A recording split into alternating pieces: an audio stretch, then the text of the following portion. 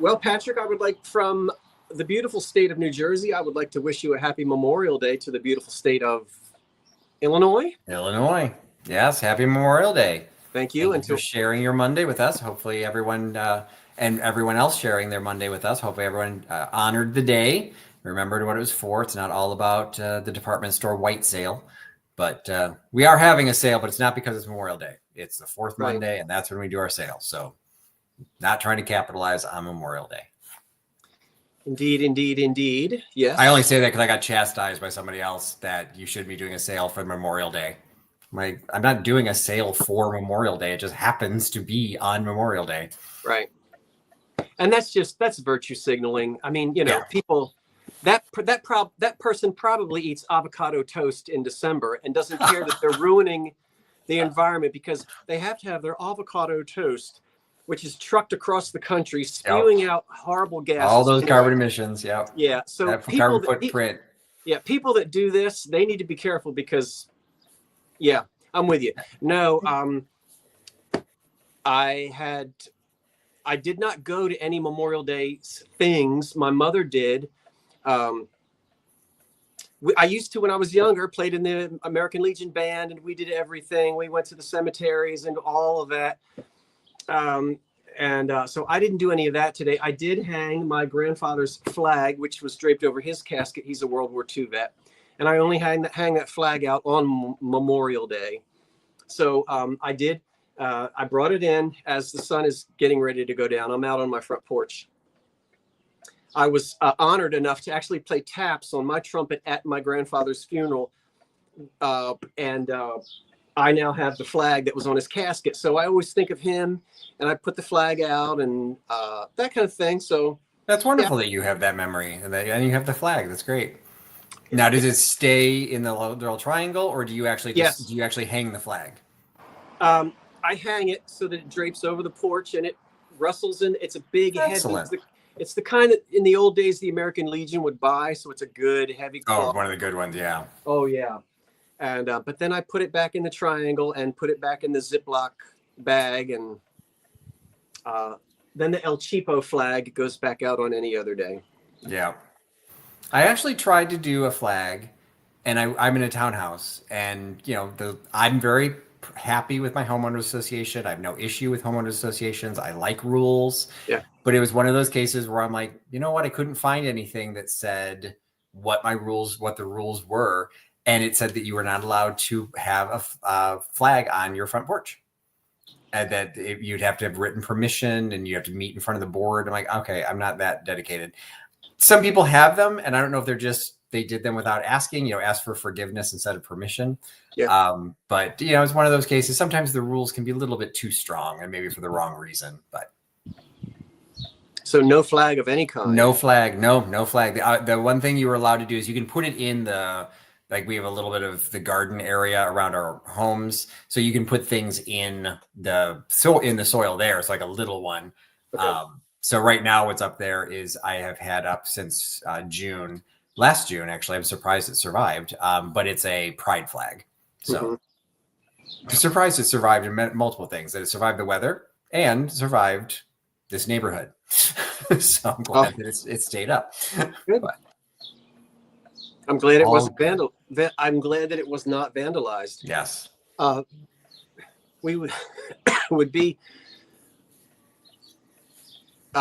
remiss if we did not say hello, everybody. I am not in the custom of hello, Mary, hello, Tommy, hello, Sally, because you miss people and there's just too many. I can't greet everybody. So you're all greeted and you're all welcome. Those of you who like to be in the chat, those who are at home watching today, finishing up whatever it is you're doing for the day, we're happy to have you.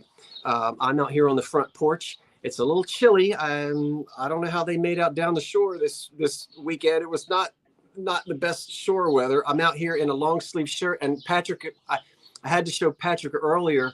I started out in short pants and a t-shirt, and now I feel like an old man in a convalescent home because I'm out here with the big old blanket around my. What's the old-fashioned term? The lap rug or the lap carpet or something like that? Yeah, because I still have my short pants on and my legs are cold. So I don't know. But anyway, So that's that. Patrick, what do you want to tell the folks there? You want to run through the rules and all that stuff? Sure, we'll do that really quick. I do see a couple new names in the chat. So again, Okay. welcome to everyone. Yes. This is, we've been going now, I think we just established, this is probably almost 2 years we've been doing the sale now. The Unbreakable sale, the original Unbreakable sale. Yes, because we're being imitated. What's the full quote is imitation is the best sincerest form of flattery by the mediocre or something like that. There's actually an extension to the phrase. But anyway, regardless, we haven't trademarked it. It's just one of those cases that we both ended up in a situation, myself particularly. I love selling glass. I love selling porcelain. I love selling things that break. I do not have the luxury of the time to be able to pack it all up. So I still have tons of stuff, and we'll do a little advertisement. This Thursday, we are having a bonus live sale. And that is actually going to be a breakable sale. Right. And it is primarily for me. I'm in the process of selling my house. So getting the house ready, and I will be merging 2 households. And as a result, I am going to downsize many of my collections, including a lot of my glass. So I will be doing a preview video, hopefully tomorrow. It will be a lot of my flower frogs. So if you've ever been jonesing for my 1920s and 30s figural flower frogs, they will be available for sale in the live sale format. And the way that format works is we will be showing you items. Tonight, it'll be unbreakable. Thursday will be very breakable. We will be showing you those items. We will start, it is an offer up format. We will start with the starting price. Watch the chat, be in all chat so you can see everybody's comments and everyone's bids. Just start putting in what you're willing to pay. We will do a countdown when we're going to close things out. We will put stop in the chat. And any bids that are in before the word stop appears, highest bidder wins. And those prices do not include shipping. I ship from Chicago. Scott ships the greater Chicago area. Scott ships from the greater Philadelphia area. So just be aware of that for shipping charges if you are on one of the coasts, etc. But because we're doing the Unbreakables tonight, with the exception, I do have a stack of books. But those actually can go media mail, so that'll help with the shipping. But most of the stuff I've got is going to be relatively lightweight. So hopefully you're not going to see huge shipping costs for any of the things that we've got on board tonight. If you've got questions, there are moderators in the chat that can help you out. And people that are hanging out will always help answer questions as well. Sometimes they're right, sometimes they're wrong. We will do our best to make sure that everything stays on top of the right side. But we're here to have fun. And if you don't want to buy anything, that's fine. That's fine. We trust me, the number of people in the chat, only 10% ever end up buying something. And we are happy to have every single one of you because we always will learn things. We learn from each other, and we're here to have fun. Did I miss anything, Scott? I was going to say, and that thought, it came in and it went out. So I have no idea what I was going to say. Isn't that awful? That's awful. Artful. It was important too. And oh well, I don't know what I was going to say, but it was something good, but I don't know what it was. Oh, Patrick, we didn't, are we doing each other's start and stops? Are you set up to do that? I can do that. Yes, I can do yours as well. Something just popped on my screen and it says, add hand gestures, add effects by using hand gestures. I don't want to do anything like that. Well, at least they're giving you the option now. I remember sometime when we would do the countdown, it would do something for the 1, or the thumbs up would give you like the congratulations or something. It's like, wait, what's going on? Yeah, I think I finally made it just go away. So excellent. Yeah. Okay, good. Well, then why don't we get busy? Patrick. Okay, we will get started. Do it. All right. So I'm starting out with the first thing will be a slight push to what is considered unbreakable. So if, this is a $10 start. And what I have is a set. Everyone get ready for your fine dining opportunities or even dining by the seashore, because what I have is a full set of 12 cowrie shell napkin rings. Love it. It's $10 start. You get all 12. These are a nice vintage, a little bit of age to these, because look how big they are. They've been basically over harvested so much that the newer ones that come out are significantly smaller. These are almost 2 inches across, height wise, about 1.5 inches tall, and width wise, almost 2.5 inches. So you got a nice big size to these. They've got some great coloration. These are all natural. There's no molds. There's no faux to this. This is some creature was living in these babies, and now they don't. and you can put them on your table. And there are a total of 12. So they have a brownish tone to them, brownish cream, and then the light cream is on the back. They're nicely finished, so they're not going to snag or do anything with your embroidered embroidered napkins. And they would make a great statement to any casual or fine dining. These were all the rage, very boho in appearance, probably from the 70s, 80s, maybe even a little bit earlier. So it gives a definite look. We've got a lot to cover tonight, so we're not going to spend a lot of time on these because 1, it's boring, and 2, we've got more to sell. So if I don't see any chatter, I don't see anything, Scott, we're just going to go ahead and pass on these, and I will send it back to you, and you can offer your first item. All right, I've put the stop in there, and what we'll do is come back when we get a chance. Now, you will have to give me a minute going in and out of the back and forth, and I do apologize. I knew as soon as I started broadcasting, someone would whip out a lawnmower, but I thought by 8 o'clock at night, it might be okay. He's got a very small yard, and I hope it's not that loud, the lawnmower. Can't do much about it. I will start out with this old collectible camera, probably from the 50s or the 60s, and I'm just selling it as a collectible piece. It starts at $15. Can you guys hear me? Patrick, can you hear me above the lawnmower? Yeah, I can hear you, yes. Okay. He just turned it off. So let's get it out of there. It's an Argus camera, and I'm guessing it's from the 50s or the 60s. It's in there, and it's cowhide. It starts at $15. And it is lovely. Again, I know nothing about cameras, but I will try to get it out of there. There's the Argus cowhide.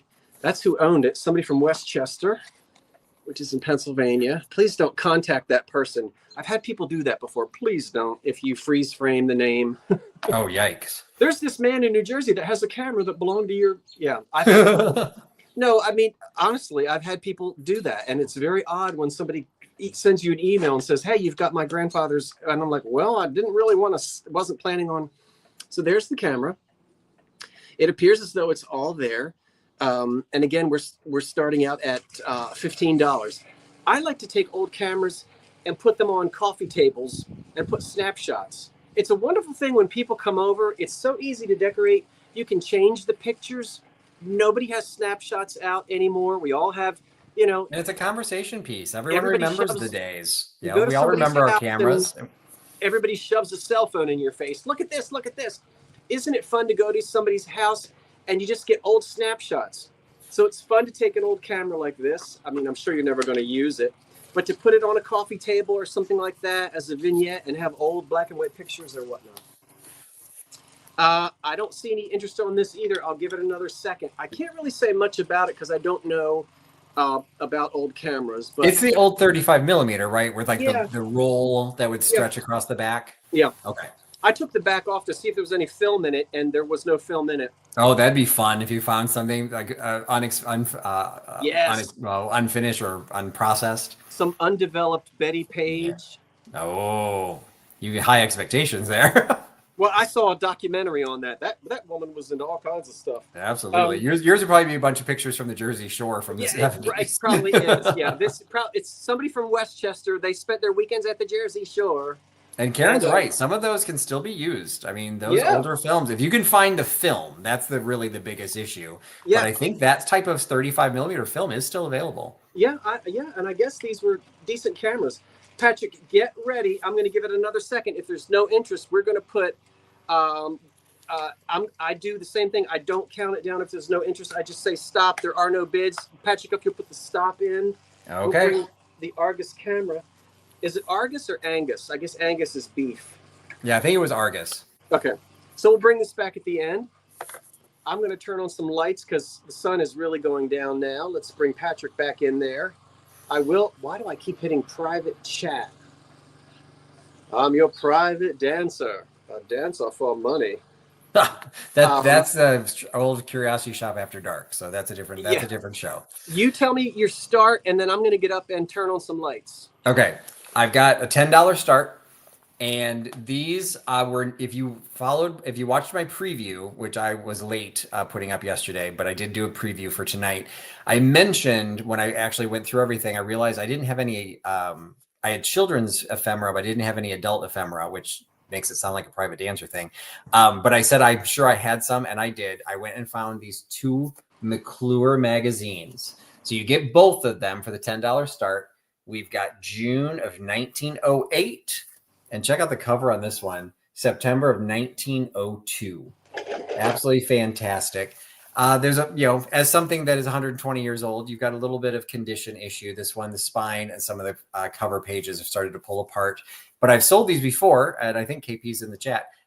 She's actually been able to, she was able to rescue them and actually put a couple covers back together. So there is hope if you want to put these on display. Because they're older, these are not going to have color ads. So the vintage advertising, it's not even vintage. Remember, we are antique advertising. You've got learn to write ads like these. You've got old advertising where text was king because illustrations and photography was expensive. So you've got lots of words and very heavy text. These are great. Just like you read Playboy for the articles. This is all about the articles because when you picked up a magazine in 1902, this was your reading entertainment for the week or the month. Yeah. But you've got some great ads in the back. So Bassett China, a $21 sideboard. See, you can probably find some of those on the East Coast right now. Some probably without that beautiful mirror in the hutch back there. So some fantastic advertising in these, and they would have recipes. We've got Venus or Minerva by George Martin, The River Boss by Stuart Edward White. There's some fantastic illustrations that, again, because of the time, you could have taken out these illustrations, framed them, and you've got your art for the wall. And let's see if I can find... The Happy Fellows seem to make a bit. We've got a bearskin rug up on a piano for some reason.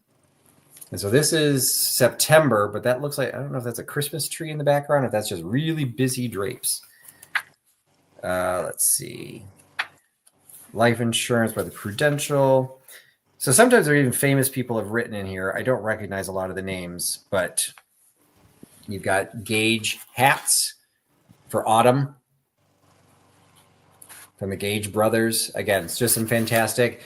I'm never a big proponent to destroying the books, but in some cases to give them a new life, especially when they're already starting to fall apart. Some of these would look fantastic framed. And if you're a reseller, you could take each one of these, put them into a frame and, $5-10 a piece, and you're going to make some money. Actually, I was just flipped by the one, which this is also a sign of the quality of the magazine. I flipped by that one picture you saw at the back was blank. Now I can't find it. That means it was designed to be taken out. And so they didn't put any print on the back. So that way you didn't see the printing bleed through. So this is the second one.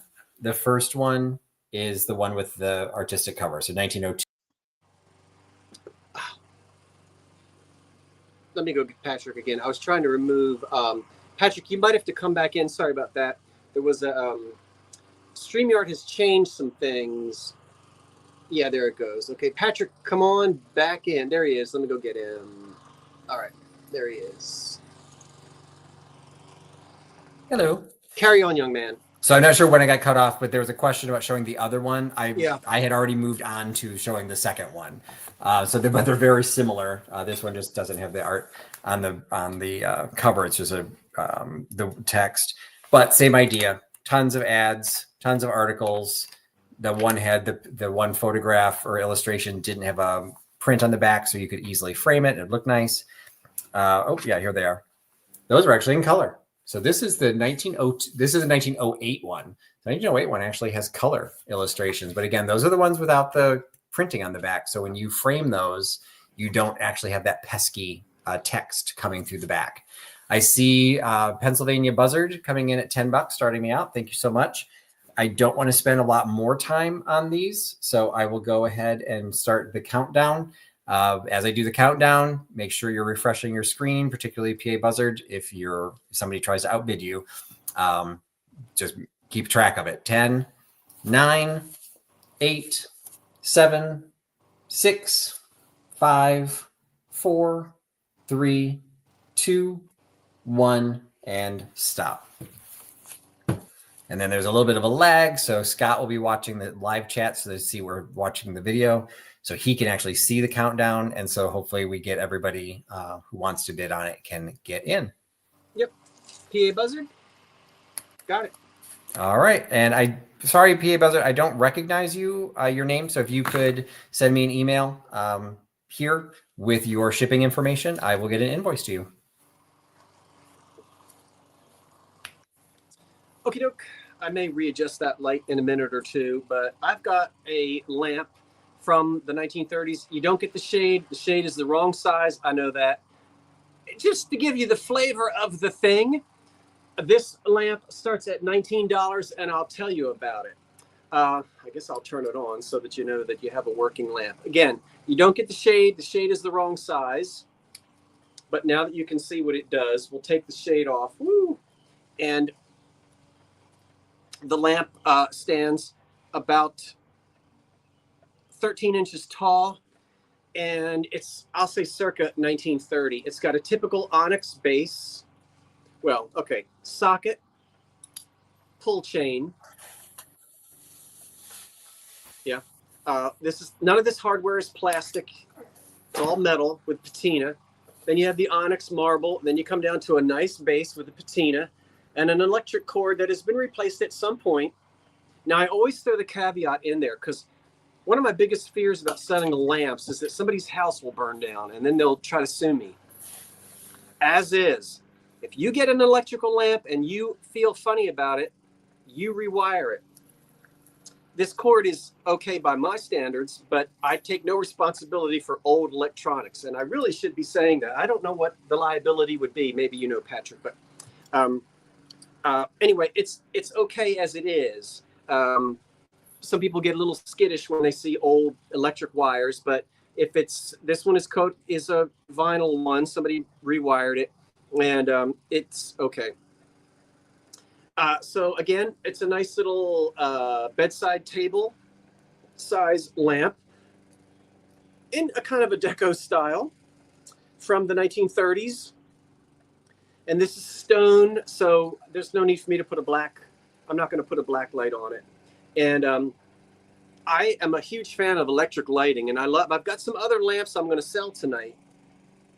One a little bit older than this one, but this one would be about circa 1930, the Art Deco era.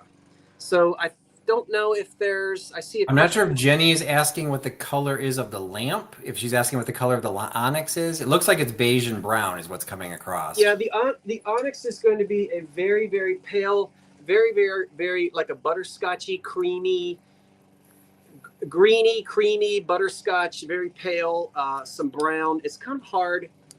That actually helps a little bit, doesn't it? Yeah, it does. To turn that naked light bulb But on. the dark spots that are going horizontally, those are just, they're not green. They almost have a tinge. That's just a dark brown. Yeah, it's kind of a brownish. Okay. But it's, you know, there's some green. It's onyx, so you know. Right. Yeah. And gosh, desk sets. This could be a nice little lamp on a desk. It's beautiful. KP's got you with the opening bid of 19, but no one's taking it up, which that's a great deal. Bedside table. If this shade were twice as big, it would be perfect on this lamp. It's just too tiny, as you can see. Yeah. But you know, it gives you the effect of it. And everybody says, well, what kind of shade? Whatever shade you want. I'm a purist, so it would have to be a shade from the 30s. But just take your lamp to a lampshade store, and they'll help you if you're not really sure how to figure out what kind of a shade. There's no harp, so it has to be a clip-on. But certainly, Marie brought you up to 23. There are harps that are threaded that screw onto the socket, and you can find those if you would like to put a shade on it that requires a harp rather than a clip-on. KP brought you up to 24. The lamp is now going to be counted down. 10, 9, 8, 7, 6, 5, 4, 3, 2, 1. That's it. And now I'm going to put that over there. I'm watching for your fingers to go up. How's that lighting? Does the lighting look okay in here, everybody? As I said, I'm out here on the porch, and now that the sun has gone down, who knows? All right, Jenny Mac snuck in right before the stop, and she's taking it for 51. Jenny, and that other lamp should get to you any day now. That was the last thing I needed to ship to you.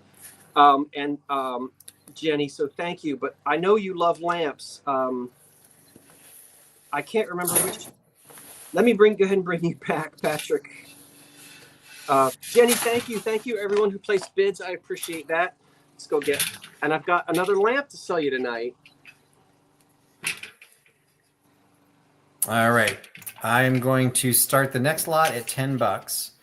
And this one, if you watched my preview, you will see that I was doing a promotion on the Korok tray. So for those who know Korok, nice piece of mid-century modern. This one has an odd, in my opinion, an odd design to it. It kind of looks like a baptismal font. It's got a company name in the top, but I don't know what the company is. Unfortunately, I had this on Etsy once upon a time, and somebody contacted me and said, "Oh, my dad worked for that company," and he told me what it was. But when I closed down my Etsy store, I lost that chat, so I don't remember who this is. So it's somebody, but it's a Korok. It's still got the Korok sticker on it. It's also got the price tag from when I had it in my booth. So a little bit later, based on this, probably from the 70s. It's the phenolic resin with the inlay. So this is all brass inlay. Korok's phrase was any tray can start a drink, only Korok can start a conversation. So that's the Korok. But I am in the process, as I started at the beginning, I'm in the process of trying to shut down my house and sell it.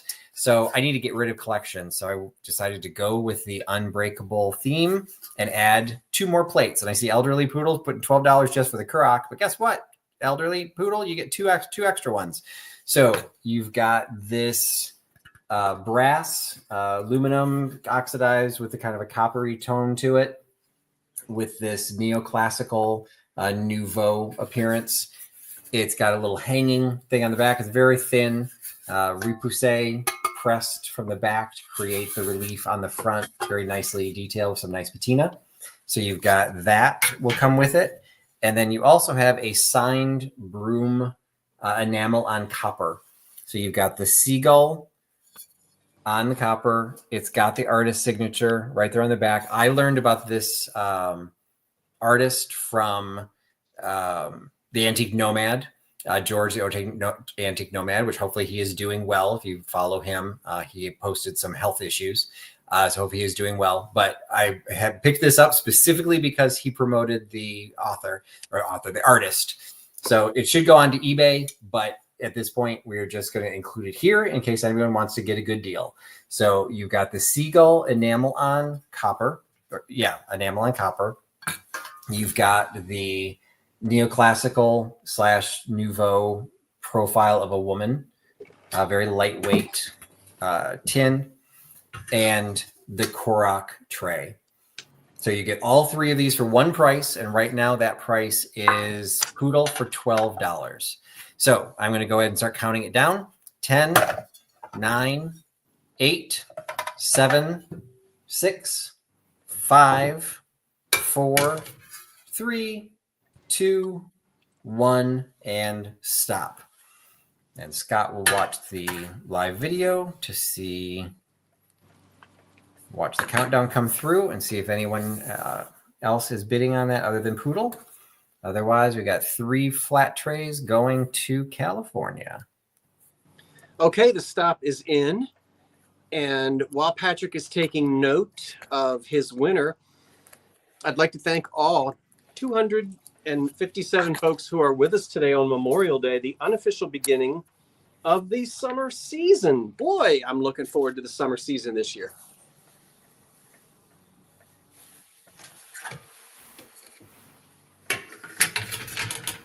Okay, now I've got a photograph, and this is going to begin at $20.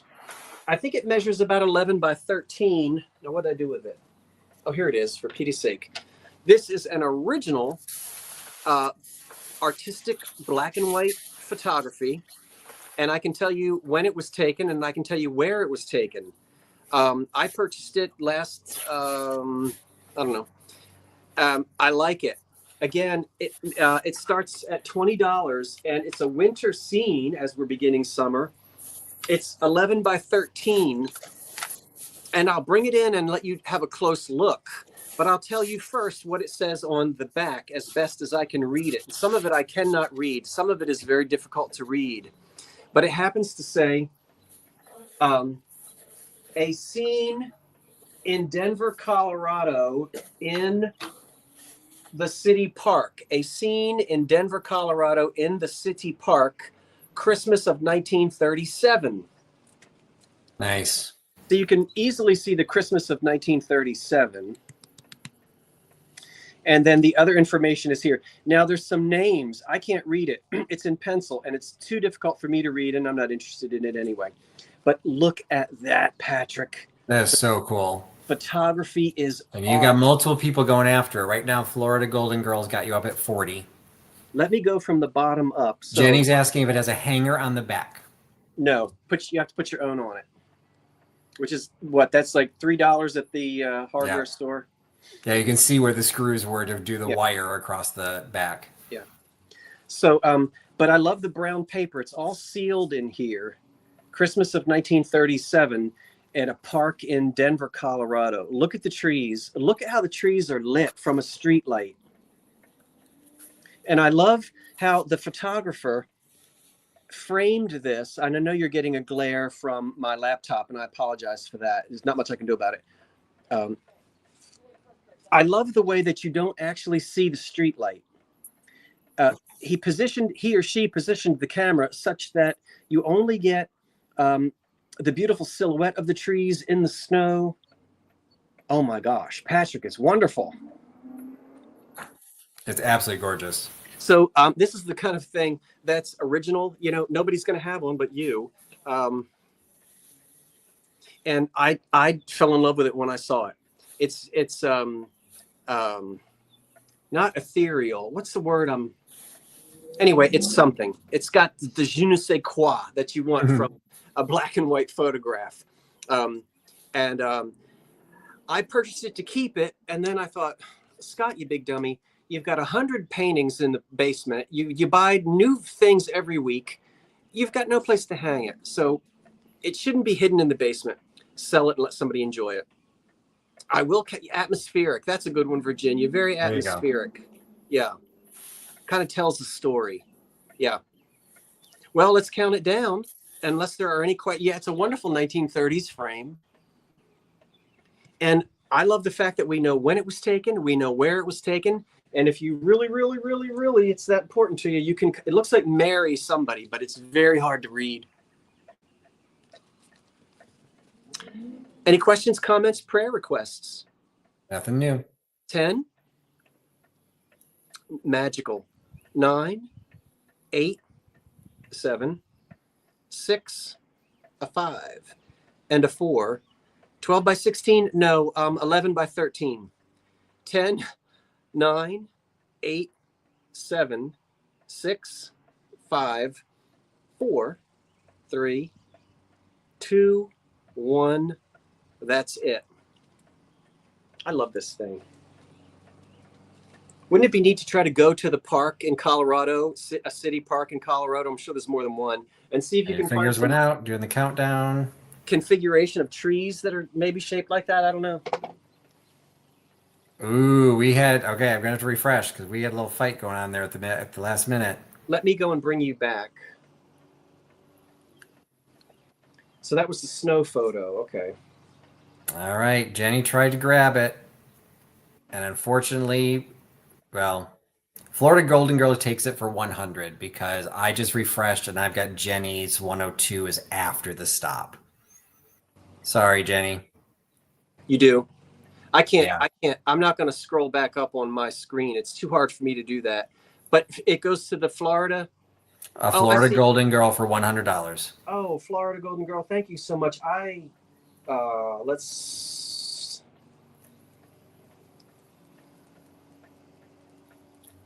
And Karen sees the same thing, so that's good. Thank you, everyone who placed bids, and thank you, Florida Golden Girl. You got a really pretty original photograph. That's just, oh, it's gonna. Do you have a good spot to put it? I bet you do. I bet you do. I bet you do. Well, no matter what I offer after that, it's going to be a disappointment. So, For Pete's sake, no way, no way, no way. Hey, it is what it is. So what I have is I love my ephemera, and I always have some nice ephemera. So what I've got is a stack of children's books. So this is a $10 start. Again, if you followed my preview, you saw the children's magazines, but I'm throwing in the Tengrin Mother Goose to add on to it. So what you've got here is a $10 start, and you get all of them. So you've got the Jack and Jill from July of 1967. So we've got a message to mothers from Mrs. Lyndon B. Johnson. So we're probably well within the lifespan of many people who are watching the show right now. These are children's books with games, puzzles. Now this one, some of the puzzles have been done, so just be aware of that. Some of the coloring sheets have not, but a couple of the Goofy Grapes were crossword puzzle. Somebody has started doing that. We got a flag for freedom. So this is the July issue. So that's like, wait, it's Memorial Day? No, so we're celebrating 4th of July, old time America. Just some great illustrations, some great, I'm sure, wholesome, lovely articles and stuff specifically designed for kids and, to be honest, with their mothers. I do not believe any of these have any ads, but check out the cool calendar from July of 1967. Somebody just said the year and month they got married. So hey, you can see what day you got married, what they illustrated on the calendar. So that's one that you get. You then get 3 issues of a magazine I'm not familiar with. This was called Treasure Trails, also children's. These are from May and June of 1954 and February of 1955. I love the cover on this one. So you've got, this was from the American People's Encyclopedia, the magazine of the Children's Hour. So again, we've got articles, we've got illustrations, we've got games. This crossword puzzle has not been filled in. One down, a kind of suitcase of Lincoln's time. These could get hard depending on what we're doing. So this is the February issue. So there's all about Lincoln's birthday and President's Day. You have a bid. Lori's got it for 10. Thank you, Lori. Contributors pages. So that's the February 55. May 54. Love the walrus on the front. So kind of just zip through. That other one had like kind of reddish colors on the inside. This one's using green as the accent colors. You've got a May basket puzzle.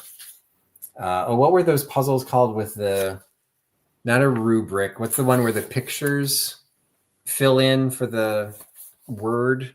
I couldn't tell you. There's a name of those. 21 things wrong with the picture. I used to love those. Trying to find things wrong with the picture. So you get that one. You get another Treasures Trail from June of 1954. Same thing. This one looks like it's using brown as the accent color. Rebus, thank you. And then this is what I decided to throw in to beef up the lot. The Tengrin Mother Goose. This one has this page has come out of it. It's the title page, had the child's name on it. Some illustrations on the inside cover. This one is, I don't remember if I found a copyright on this. Don't think I did.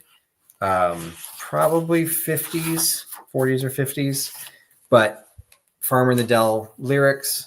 But as you go through, all of the poems have illustrations to them. So just sweet illustrations for all of our favorite fairy tales.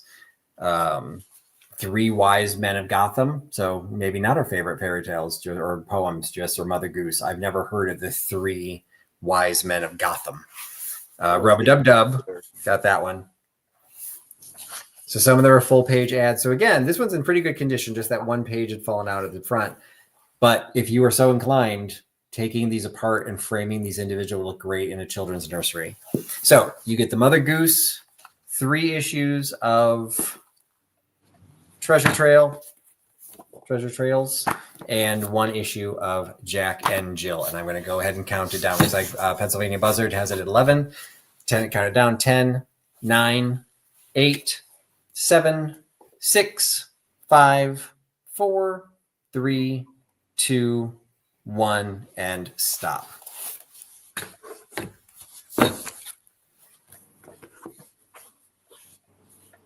And this would be another case, not too heavy, although the hardcover makes it a little bit heavier. There's no advertisements in any of this, so it can go media mail.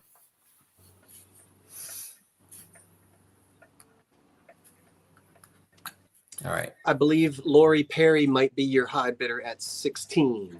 Great. Thanks, Lori. And I still have those other pieces that you asked to buy from my haul video. They're still setting aside. I will add all that together and get you an invoice for the whole thing.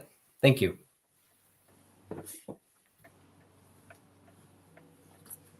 Next, in honor of Memorial Day, starting at $24, I have an old U.S. Navy hat. This is what's called the nickname is the Donald Duck hat because it looks like the hat that Donald Duck wore because it goes. Now that's the way it's worn on the head, like that. The ribbon is in the back. The silk ribbon is in the back. The U.S. Navy is on the side. And then this sort of Donald Duck goes that way. This hat has remained almost unchanged since its inception. I'm not an expert on military uniforms. But from the time this was introduced, sometime in the latter part of the mid part of the 19th century, the 1860s, 1870s, it pretty much stayed the same into the 1960s. I believe this one to be at least World War II or older. Florida Golden Girl, who does know her military, militariana, is saying it's World War I. I totally believe it to be of that era, but I would like you to be more specific. I don't doubt you, but I'd like for you to tell us why. That's how we all learn. So can you specifically tell me, since the hat didn't change much in all those years, what specifically makes it World War I? Please teach me because I would love to know. No, she just said no. She's not going to tell you. Oh, she's not going to tell. I don't know. I don't know. But take a look at it. Tell us why. No. Okay, everyone can say World War I, but you've got to tell us why. You can't just put that out there. We don't learn anything that way. So please be more specific. Considering the fact that these hats didn't change much, you keep your eye on the chat, Patrick. I can't see. No, I will. And I am curious because I know that Florida Golden Girl does a lot of stuff. She's bought some militariana from me as well. Sometimes it is a case where when you handle it a lot, right, you get used to it, but it is hard to quantify it. Oh, she said no meant that it's not World War II. So she hasn't given us the answer yet, but okay. So, but what I'm asking is because I did read that the design of these changed very little. So if you're certain that it's not World War II, but that it is World War I, and you're not handling it, I am. You've got to teach me why. What was it that you saw that made you say that? I'm not challenging you. I just want to know. And Karen Williams has you started at 24. So you can take a look at the inside. I mean, I'm saying AP is asking if it actually has a label inside. It does not. I didn't see one when you opened it. It does not, and it's too small for my head. I tried to put it on. I have photographs of my grandfather in a hat, not this hat, but this hat, from the Second World War, and of course it looks just like this. But nobody's really telling us anything because I wish we could be taught. Patrick, you know how I love to learn. I know, I 100% agree. I'm trying to get you to see the inside. You know, I've always said that age has a way of sitting on a piece. And when you handle old things, you do get a feel. You get a general feel. Yeah. My general feel was that it was World War II or older, right? And that's what I said when I first held it up. Can you tell what kind of fabric that beige lining is? Well, this is wool. No, the beige that's in the sizing. This is some kind of hide. It's not cardboard. Oh, it's not like a canvas. It's some type of hide or canvas. I mean, this is, you know, I don't know. Because to me, because the appearance of it, and I would still say the same thing, is they look like the puttees that they would wrap their lower legs with in World War I. Yeah. Those wraps. That same material. Oh, it's a leather. It's like kid. I think it's almost like kid It's leather. leather. Okay. I know what kid leather is. Okay, And so Florida Golden Girl is saying the hat was a World War I hat, and you're correct. It did go into World War II with the intro of the Dixie Cup hat, which replaced it. So she might be tempering her answer a little bit to say it could be pushing toward World War II. well, there it is, and it's in wonderful condition. There are no moth holes. It's not dirty. It doesn't smell. It's too small for my head. The silk band is not frayed, and there it is. So thank you for adding that. I appreciate that. And there's a good good comments from Pennsylvania Buzzard as well with some dates. That it echoes exactly what you were saying, that it was actually available through April 1963. Yeah, that's what I read. I will go back and read your comments, everybody. I appreciate it because I like to learn, not just, be told, because then I don't know if you know what you're talking about. But if you put your money where your mouth is, I can check and see, oh, great. Then next time I find one, I'll know. So thank you, everybody, because this is something I'm not conversant with. And Cheryl Miller has brought you up to 30. I've never been in the U.S. Navy. I will count it down. And maybe we should just, I don't know, just a quick, like maybe 10 seconds of silence. Let's do that. I mean, it just seems appropriate. It's Memorial Day. We've got someone's hat. Who knows if he made it, but how about we just have like 10 seconds?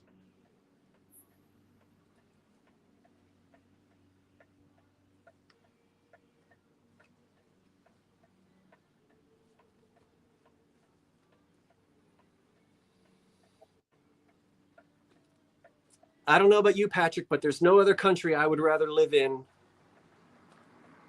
Very good. Patriotic. Elizabeth is asking to see the inside of the hat again, the lining.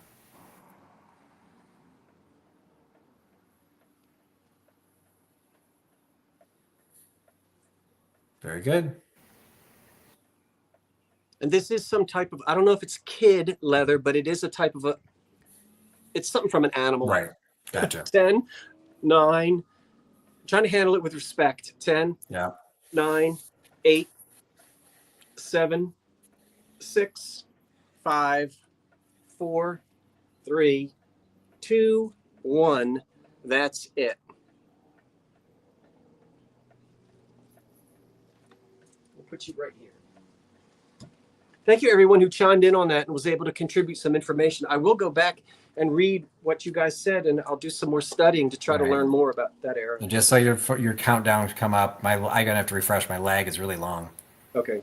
All right. I hope I didn't take too long on that. There it is. No, I mean it is what it is, but the lag's longer this time than it was last time, so I need to refresh. So I'm seeing Cheryl Miller for $48.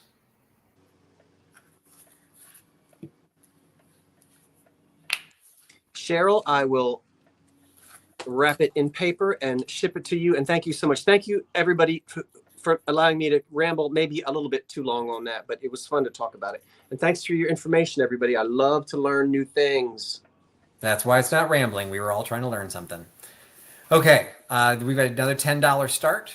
Well, sometimes I get chastised for rambling, and I usually just tell those people to go to somebody else's channel. Exactly. It was your channel. When they just hold up glass and say, oh, it's pretty, it's pink. Exactly. Anyway, I'm sorry. Nope, we're good. All right. So this again was on my preview. It's got a $10 start. Okay. This is, we're just gonna recognize I need to get stuff out of my house. So I don't care that it's May. We are going to sell Halloween. So this is, I would usually term this is somewhat contemporary, but it's at least 20 years old. So it's already getting some age to it. And what this is a very large cloth, synthetic, but it is still cloth. It's not plastic tablecloth with a witch on it all the way around. So you've got a black and white plaid going into the middle, and then running the length of the tablecloth is the witch with the repeated corn stalks and pumpkins. I did measure it. It is 60 by 82. So there's a very decent length on this. And so this is going to cover a fairly large table. The inside is just the repeating pattern. It's in absolutely perfect condition because I'm not 100% sure we ever used it. We didn't do a lot of decorating for Halloween. Even when our daughter was little, like she did stuff, but we didn't really decorate much. So it probably came out a couple times, but for the most part, it's been folded up in the china cabinet. So you get the tablecloth, and then you also get a wall decoration. For people who followed my channel in the past, you know I used to own a quilt shop with my ex-wife. Somehow this ended up in stuff that I got after the divorce. And so it is a triptych. It is a 3-panel quilted wall hanging. So you can see the applique of the house with the moon, the black cat with the bats, and the witch's tail or witch's broom and foot over an old scary tree with the fence. All 3 of these have the same background fabric, the black, and they hang from a wire hanger. So this was designed, we actually made this specifically to sell these hangers and the pattern in the store. I didn't remember this, but when I went to hang it, I realized what we had done.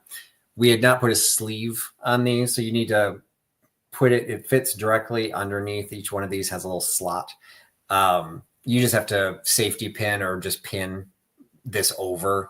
There should have been a little tiny sleeve that would go in there, but it didn't get that one. So this is some assembly required, but you've got all 3 panels and you've got 3 little places to put this, and then you just hang this up on the wall and you've got your instant decor.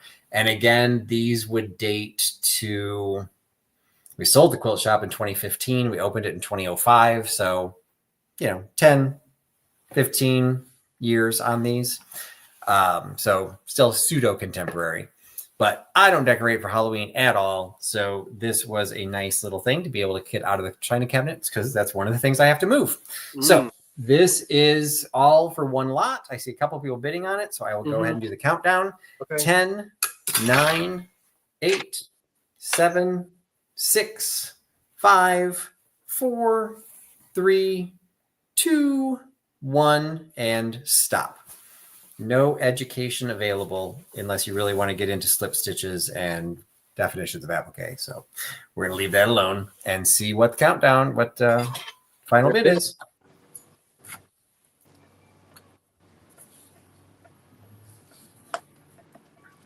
Looks like Sharon Elaine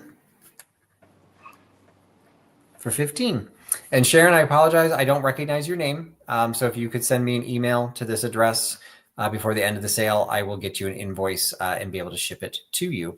Very lightweight, so it will not cost much to ship from Chicago, regardless of where it goes. Okay, the next item I'd like to present to you starts at $25, and it is an antique oak towel rack for the bathroom. It's about 22 inches in length, and this is long enough not for a kitchen towel, but actually for a bath towel. Now, obviously, we have something missing here. Usually, there'd be a beveled glass mirror back there. Did I say we start at 25? I think I did. Yep. I will turn it all around so you can see that we do have oak. This probably dates to about 1900 or so. And you've got these do not come off. They don't need to, because this is not for paper towels. So if anyone is asking, can you put paper towels on it? No, the roll would be too fat. And these do not come off at the end. So this will spin. So Sharon's got you at 45. You can get your bathroom towel on there. And I'm leaving it like that because when I bought it, it had no mirror in it. So you could put a mirror in it, or you could put a picture of your mother-in-law in it if she's horizontal. That didn't sound right. That sounded like if she's dead. I didn't mean that. I did not mean that. A nice cork board would look good there too. I don't have a mother-in-law, so I don't mean to pick on mothers-in-law. If you have a picture of your father-in-law and he's horizontal, you could put that in there. But obviously missing its mirror. Eileen is suggesting a baby quilt. That would look very nice on there. Hang a baby quilt would be lovely. If you're curious, the distance from here to here, for a towel, you'd have to fold the towel over on itself. Our towels are pretty big these days. But that measurement right there is 12, 13, 14, 15, 16, about 17 inches. So it's about 17 inches from here to here. So that's the distance that you get. So it's much larger for, big enough for a hand towel, and probably what was on it anyway. And of course, you know what, this kind of thing could be used anywhere in your house, as you very well know. I'm going to go ahead and count it down. I'm not going to spend any more time on it, other than it's there's not a whole lot of finish left on it, but what is on it is original. Oak was popular from the 1870s to about 1930. It really went out of style, started going out of style in the 1920s, which is why this dates to around the turn of the century, probably about 1900 or so. And I can see it in an old-timey bathroom. I will go ahead and count this down. 10, 9, 8, 7. You'll have to put your own hardware on the back to hang it again. But this thing actually originally screwed into the wall. You've got a hole right there. That's an original hole. And there's one right there too. So you could screw it to your bathroom wall, or you could put decorative screws here to cover up those holes and put some kind of a wire on the back to hang it any way you want. 10, 9, 8, 7, 6, 5. I love how this moves. 4, 3, 2, 1. That's it on the antique oak towel rack, waiting for a picture of your father-in-law if he's horizontal. All right, your fingers popped up. 3, 2, 1, and we're landscape. stopping. All right, it looks like Sharon Elaine really wanted it at 45. Sharon Elaine. Now, I do know you, Sharon Elaine, I think. Where am I? That's the oak. Okay, that was at 45? Yes. And she promises not to repaint it. Okay, Sharon Elaine. That's great. I appreciate that. No chalk paint on that old oak. Good for you. Thank you, Sharon. I bet you have a beautiful spot for it. It's 9 o'clock. Shall we continue? Shall we plow through? Let's plow through. We shall. Well, we'll pause right at 9 o'clock and thank the 287 folks who are with us tonight on Memorial Day. We're so glad to have you here. I hope the hot dogs on the grill were delicious. I didn't have anything on a grill. All right. Next item I've got is a $25 start. And I'm going to go through these pretty quickly. If you saw my video, my preview video, you would have seen more of these. But what I have is 9 of these greeting cards that are vintage puzzles. So each one comes in its own little bag. So if the puzzle falls apart, it's, but if you figure out if you're going to try and mail this, what you end up doing, if you send it in a little bag with just some assembly required or how you want to do it. But this is the a whole stack of these. Now, most of these have greetings on them. So we've got glad you're well. Hopefully, I'm not going to take them all out. So hopefully the glare isn't too bad. I'm going to try and hold it so it doesn't glare. Sorry you're ill. Just look at the color, that green color on there. Because of the font and the color, I'm thinking these are 20s or 30s. I don't know if Scott has an opinion, but they're not marked in any way. And I don't know when this was a thing to send. And you can see there's some dimension to these. So they're very nicely done. I'm going to show you the message ones first. For a happy birthday. It's like a little birdhouse, with those flowers coming off it. That just seems $30s to me. We've got wishing you happiness. This gift may fade and perish as years come and depart, but the wish will last forever, for it comes straight from the heart. And beautiful flowers. Oh, no, and I'm like, what is that? A fence? It is a green wrapped ribbon on a white box. We got that one. And we've got a mother's birthday. So unfortunately missed Mother's Day, but hey, we got Mother's Birthday. Look at that beautiful butterfly and the floral. That one, you can see there's a little bit of a coloration problem at the corner, bottom corner. The message and everything's there, but you can see that. I don't know what happened to that one. So Jenny thinks they could be revival. I'm not going to argue that. I do feel there's some age to these beyond my age. And then to you on your birthday. So those are all the message ones. And then I've got 3. And this is the other reason I feel that these are older, is because of the imagery in these photographs. So you've got this little arched bridge over a pond. Not sure what that redness is. I don't think that's original. So there might be some ink or something marking that one up. Let me stop for just one moment because someone is asking, what are the bid increments? That is up to you, Michelle. You need to look at the bids that are on the screen. Make sure you hit refresh and you can bid. But remember, your highest bid is what you pay. So you may bid at whatever increment you choose. And yes, Karen says it's bid in whole dollars, but I know sometimes when you hit 50, you have to go to 5 or you have to go to 10. We're not going to be that hung up on the rules. Oh, I've never done that. Yeah. No. And okay. Yeah, but I get it. If this were a full-fledged auction house, yes, there would be more rules like that. So thank you for asking, but no, you can just kind of follow what's going on and just jump in when you want them. So again, this one has these little red specks on it. So just be aware of that because I'm not sure that's original. They could be berries, I guess, but I'm not sure what those are. Then this one I thought was kind of cool. It's a broken down horse-drawn carriage cart. It says she ain't what she used to be, with the wheel has fallen off of that one. And then the last one is reminiscent of Scott's photograph. You got the birch trees over the lake. And so none of these have anything. Ooh, I held that bag upside down. I'm glad that did not fall out. None of these have any messages on the back. So I don't think they were ever sent. So these are maybe, I don't know, new old stock. I don't know how they would have been sold, if they were in envelopes or what they were done. I just thought these were really cool. A lot of fun. I was originally going to sell them all individually with the luxury of time. So, hopefully you get benefit of a lot of things. You get a good price. So I'm going to go ahead and count all of these down.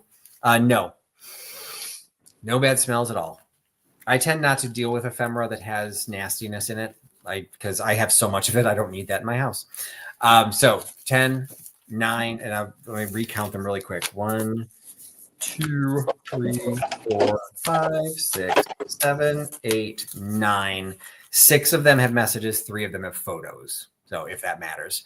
10, 9, 8, 7, 6, 5, 4, 3, 2, 1, and stop. All right.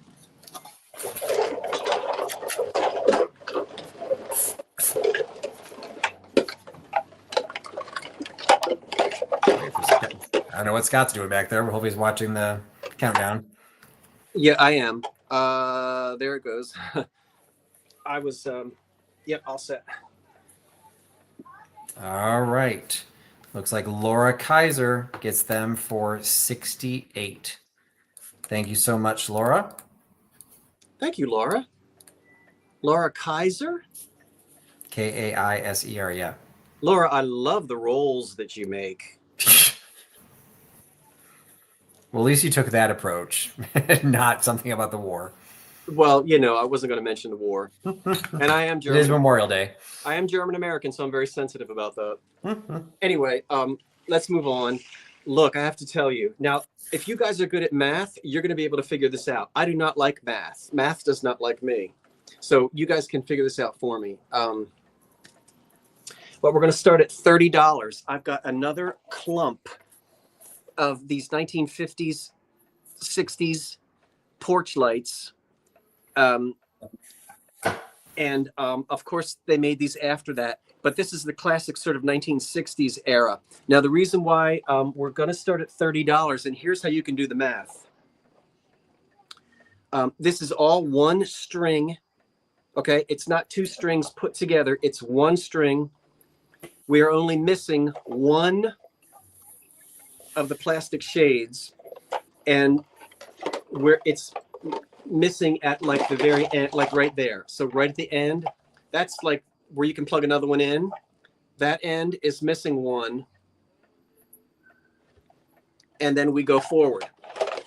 There are 25 of these shades, and they're 12 inches apart. So how long is the length of the string? There are 25 shades. They're 1 foot apart from each other in length. And then, you add a few extra feet at both ends, and you'll be able to figure out it's got to be at least 30 feet. This is a whole bunch of retro right here. You got that right. And guess what? They work. They all have light bulbs in them. I'm not going to take the light bulbs out. When you get them, I can't guarantee the light bulbs will work because they rattle and the filaments break. Elements break. Filament, not element. But it's all one string. And I just told you how to figure out how long they are. I apologize. I didn't measure them. Did anybody do the math? Nobody did it. I thought surely someone would jump in and tell me how many feet that was. I guess it's obvious that it would be about 30 feet. But they're wonderful. And when you plug them in, I guess I could, well, you know what they look like because a lot of you grew up with these on porches. I certainly did. Oh, and these are the blow mold. These are the old blow mold types. And let's get them. I hope I don't. I'm plugging a lot of things in here. You dropped a challenge, so now everyone's rolling out their calculators. 24, not 25, and Pennsylvania Buzzards at 26 feet. See? Oh, very nice. So you can enjoy your porch lights just like you did when you were a kid visiting your grandparents in the 1960s.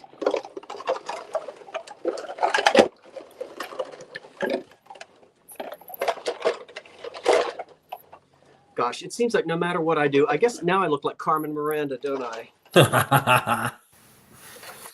Okay, so there are no bids. I can't believe nobody wants to. Oh, no, you do have bids. Okay. They were very early on. Jenny went in at 30, Judy came in at 35, and then Roxanne brought you up to 36. And I actually, when I got this, I put the shades on sort of in order. So when I say in order, you get like yellow, green, orange, red, yellow, green, orange, red, that kind of thing. I already have them in a nice sequence. So you can and they're not tangled up. I'll put them in a great big box and they're yours. And they take little Christmas tree light bulbs. That kind of size. There they are. We'll count them down. 10, 9, 8, 7, 6, 5, 4, 3, 2, 1. That's it on the porch lights.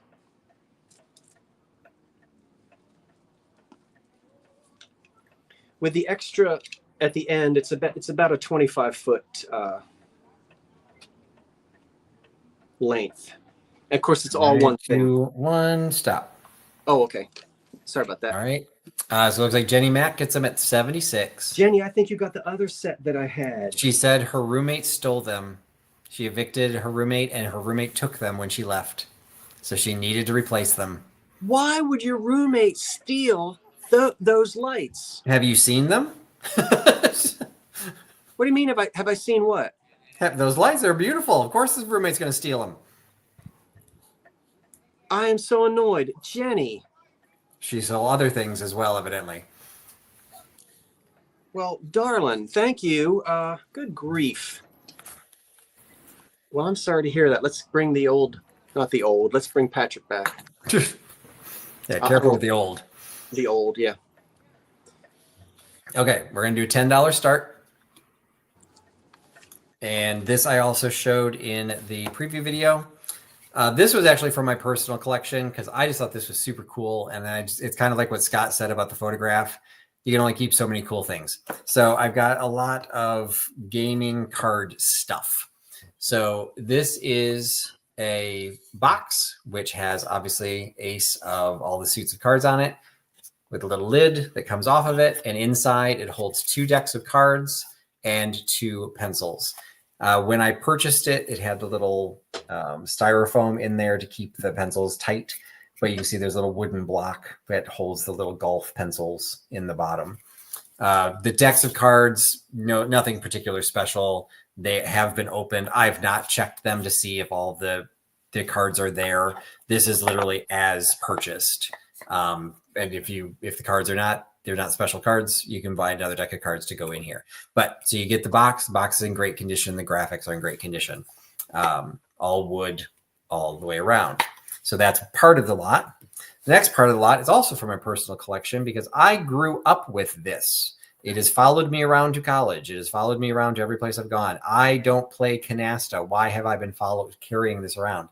So it is a canasta playing card tray, also for gin, rummy, and other card games. And it's original box.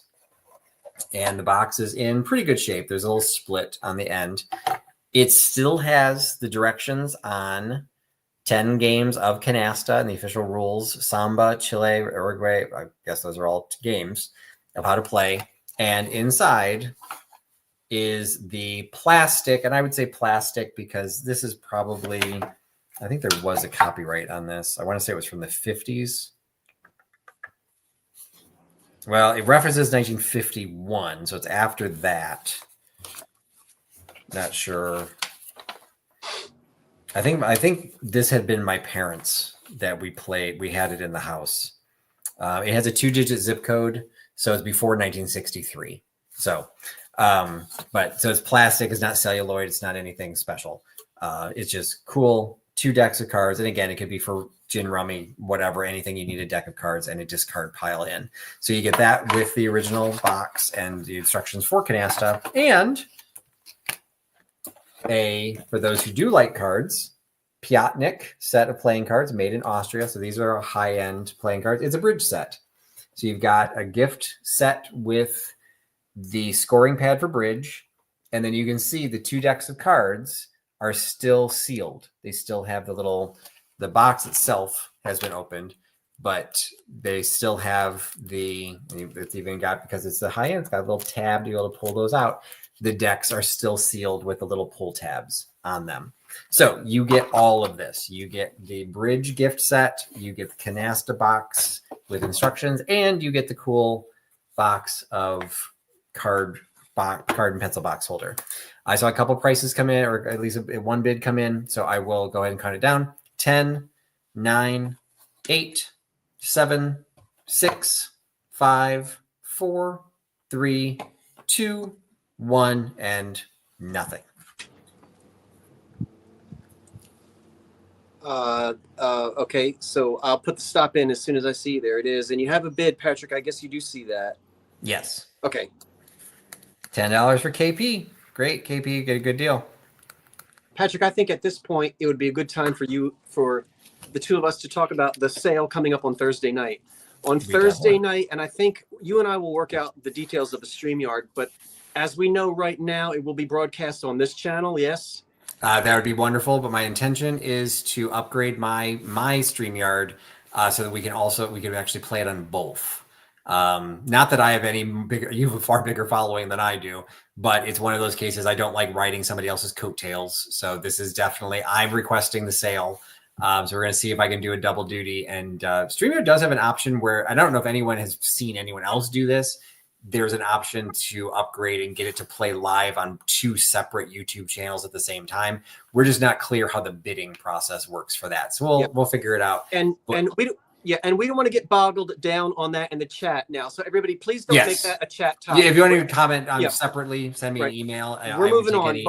Knowledge of that, because I know there's some resellers in the chat. So if you've experienced that, I appreciate it. We're not going to get into that in the chat. But right now, we do want to tell you that as we know right now, Thursday night at 8 o'clock, on this channel, I'll do some previews this week, but we're going to have a glass sale. We're going to go back to glass this Thursday night at 8 o'clock. And it is my intention earlier that day to have a drop sale. So there'll be 2 ways to shop next Thursday. Patrick, I don't know, you might just want to throw in a drop sale Thursday as well. But I'm going to do that. I don't know what time it'll drop. You're going to have to just stay tuned for what's coming up. But a drop sale here on this channel Thursday sometime during the day, probably late afternoon, and then a live sale glass I know Patrick is bringing boom chicka boom, and I've got some glass to bring too. Thursday night, 8 o'clock here. We hope you'll come back and see us. We're looking forward to it. Yeah, so I've already started pulling definitely the flower frogs, some EAPG. I've asked Scott to help me identify a couple of those pieces. Got some black amethyst glass that I'll be selling. So a nice mix. So hopefully a little bit of something for everybody. And you're going to bring some high end. I think you're going to bring some of your good flower frogs. Maybe. Oh yeah, I'm selling my collection. So if you haven't caught on to that, a lot of this is coming. Will be from my personal collection. It didn't fit into the Unbreakables sale, so we're having a special breakable sale. Ooh, and okay, you might be testing the unbreakable definition there. I know. I'm pushing it a little bit, but it's summertime. We break the rules a little bit in the summertime. And it is gorgeous.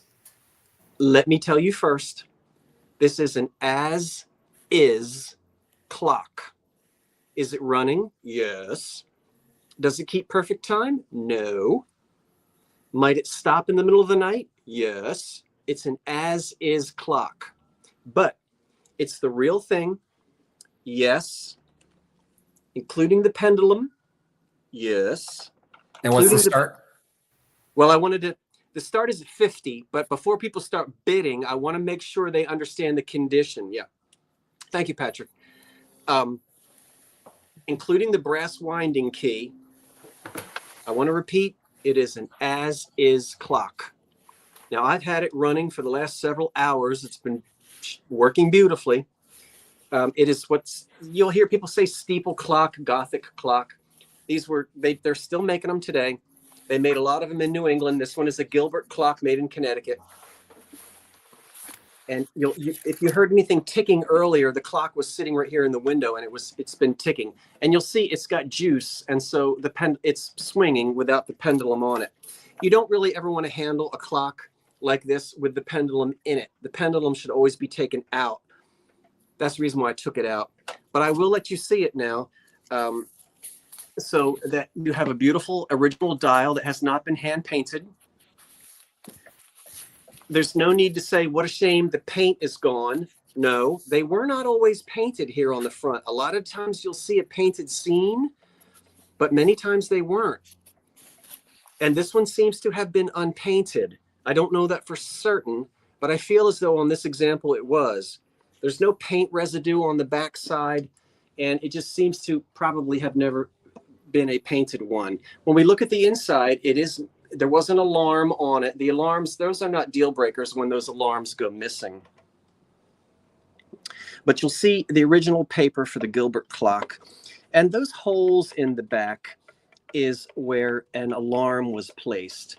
And what you could do is you could actually set an alarm by turning this gizmo here.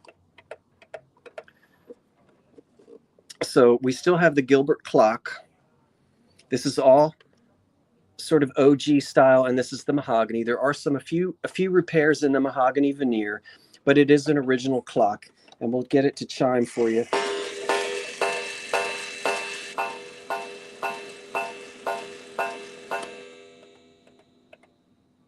Okay. I'm going to close the door. This one I estimate to be from the 1880s, not from the prior to the earlier. As I said, you'll see these pop up before the Civil War, and then they're made. Look at the beautiful mahogany. It has its steeples, points on the top. You can see a veneer. We don't have any missing veneer, but what we do have is a this is a veneer patch here. Not bad. I think there's one other veneer patch somewhere.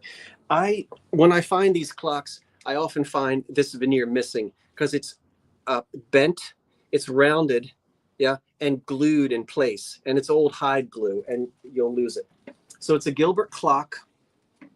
There's the back. It's a shelf clock. And what I will do if we have a winner, and it looks like we have a bid, I'm going to let the clock run down. I don't want a package ticking because I don't want the post office to open it. Yeah. So I'll let it run down. When you get it. Well, that was brilliant. Patrick, are you still there? Yes. Okay, I didn't hear you, so I think I have just done something. Give me a minute. What? You're going to give us all a headache because we're Yeah. watching you fly your screen around. There we are. There you are. Okay. Am I back? You are back. Okay. When you get when you receive the clock, you'll take the brass key and you can tighten the spring for the chime and for the clock itself. And it's the little end here, not the large end. This key probably didn't come with this clock because the winding post is too small for that, but it's the perfect size for this. So that's how you will, and that might have been for the alarm. The alarm had its own spring and somebody took the alarm out. So the key, the pendulum, and the clock from about the 1880s. Are there any questions? Did you see any questions, Patrick? I did not see any. Oh, great. Well, okay. I guess I'll go ahead and count it down. 10. I love the paper on the inside. That's one of my favorite things, that you can actually see through and read the paper. 10, 9, 7,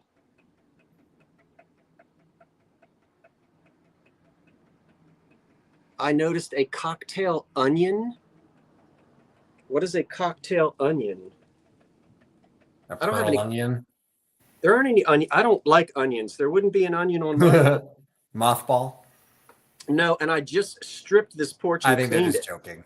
Oh. Your phone gave us a little world tour of your floor, your wall, your ceiling. Well, I know the porch is spotless because one of the projects was I stripped the porch, took all the furniture off, the carpets, everything, totally cleaned it. This porch is clean. You could eat off Jenny is it. asking if you know how often it needs to be wound. Is it a daily wind, a weekly wind? These are usually 7-day clocks, and this one says 8. This is an 8-day. This is an 8-day clock. Well, I'm sorry. They make 8-day clocks and 30-hour clocks. I don't know with this one. I do not know. And you wouldn't know unless you wind it and let it run down. But there are 8-day clocks, 7-day clocks, 36-hour clocks. The thing with this, again, is because it's unrestored as is. I want to make sure everybody, I don't want to return on it. You're not getting, you can't run trains by this clock. It's really decorative, but it does work. 10, 9, 8, 7, 6, 5, 4, 3, 2, 1. That's it. And it's okay to handle it like this now without the pendulum in there.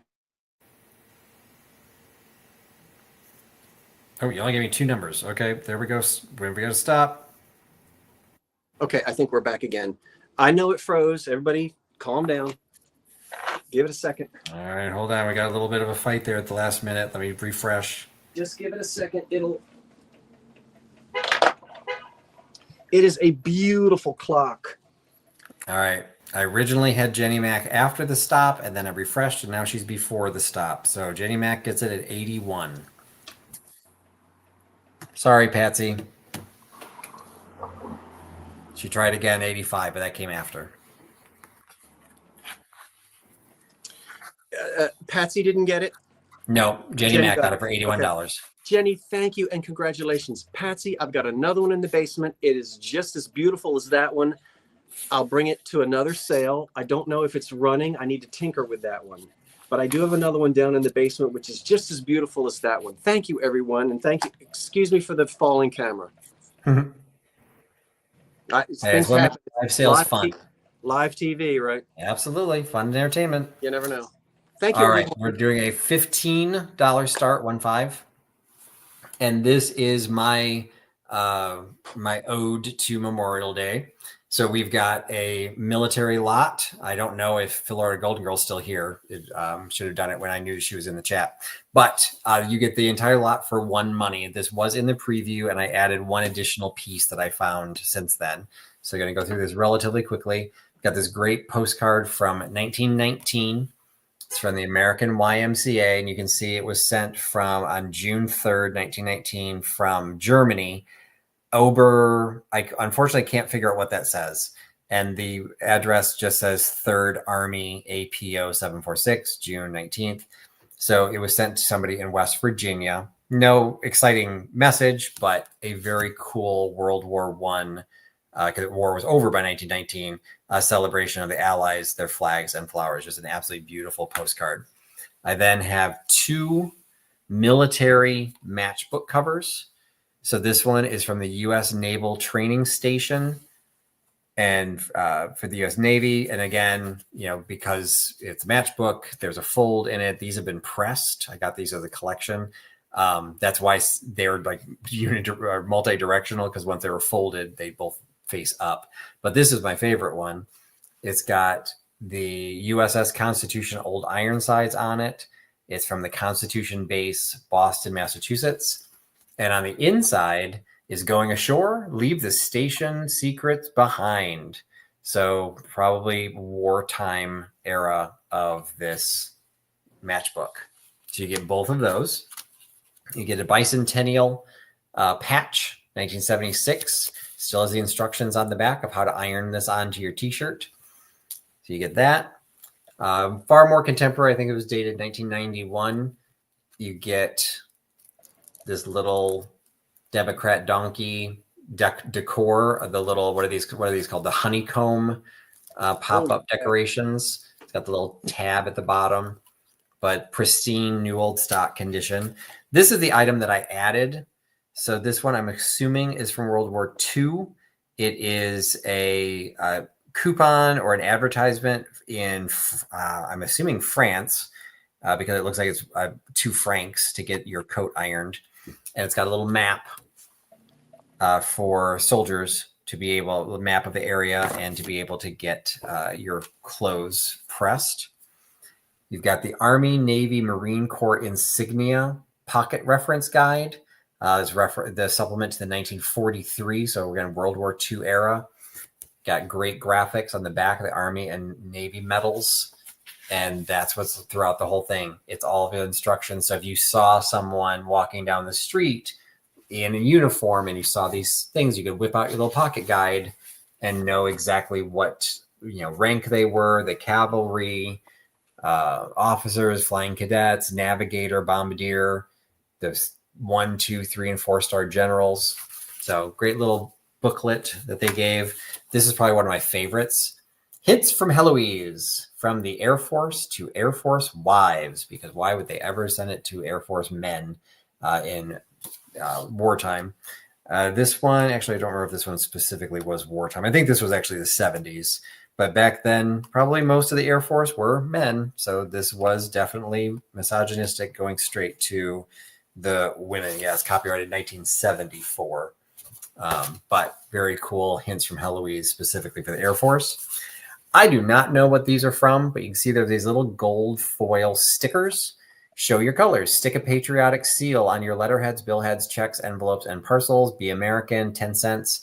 They kind of look like little Denison stickers that they would sell. So kind of cool stuff there. This is from the John Hancock Life Insurance Company, a little book talking about Abraham Lincoln, the presidency. And then this was a little advertisement that came out of a journal or a scrapbook. So there is some backing to it, but it's an vintage advertising from Bacardi rum. Got the Bacardi bat on it. Boys of the U.S. Navy, while in Santiago, drink Hatui beer. Greetings from Bacardi. And then the last piece also came from that same scrapbook. Somebody had written on here that's from 1929, and it's Hello Navy. And it is the Panama Canal zone. So all kinds of information and details about traveling through the Panama Canal.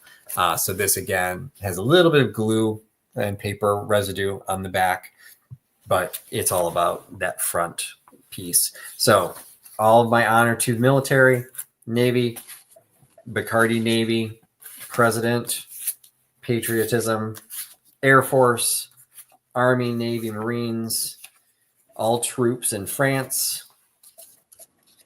Democrats, Liberty Bell, Constitution base with the going ashore, so Navy, and the U.S. naval training, and the World War I, our Allies card. So I think I did see a bid come through on that. So I'll go ahead and do the countdown.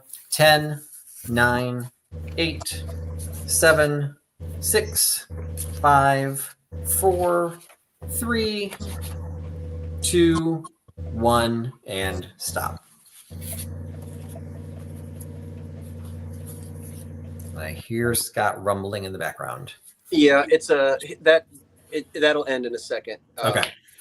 That's actually not me; it's a car. But Oh, although like what's he gonna show next? That's unbreakable. Yeah, I am feeling a little peckish, and I don't have anything in the house to eat except some cream corn, and I think there's a can of carrots in there. Not awful.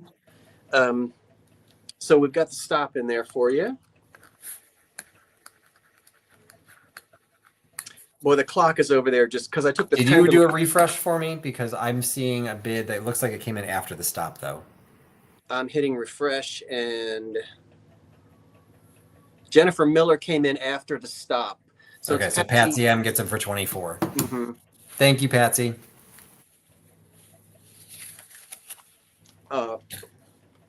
These came on the scene really in the 40s. This is so classic, late 1940s. The blonde frame, the chartreuse background. These lighted shadow boxes normally came in a pair of 2. I will turn the light on and show you, and I'll describe it. It's like a literal shadow box. I see the shadow. Yeah. Well, not now. You don't. No. So I'll enlarge myself, and this will start at $25. It's framed. It's to be hung on the wall. Normally there were 2. I've sold sets of these before. I only have this one. The horse is made of ceramic.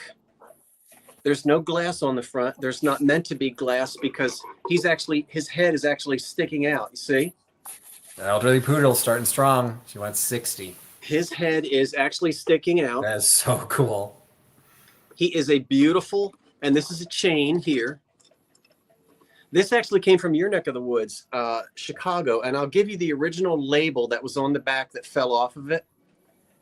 So this is the original label, and this I'm not even going to try something Florentine art, lamps, art, Chicago, and as I said, in the 1940s there would be pairs of these. Now I only have this one.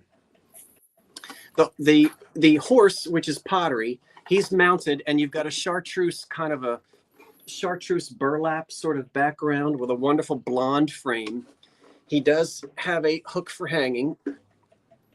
Someone did rewire it at some point. Now, this is what I would suggest personally. It's got an inline on-off. That's to let the heat out. There is one of those old, like, piano light bulbs in there that's incandescent. This gets hot. Please replace it with whatever those light bulbs are that don't put out heat, because on the inside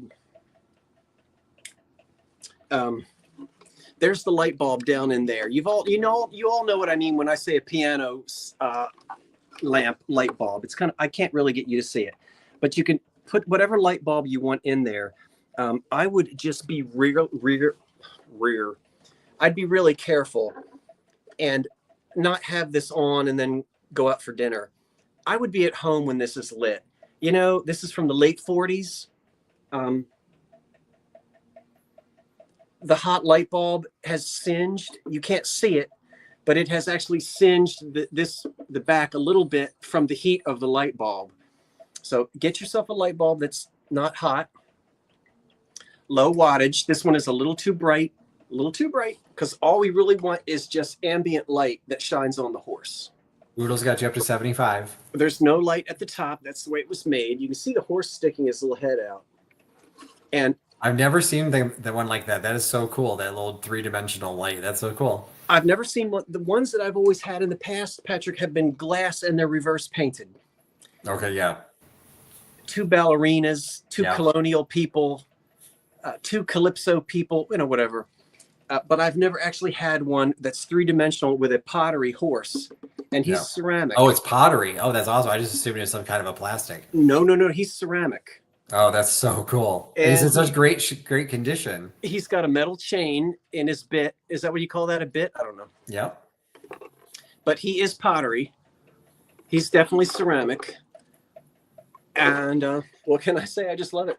So if there are no questions about it, I'll count it down. You can see how big it is. But please, absolutely, I would be so nervous.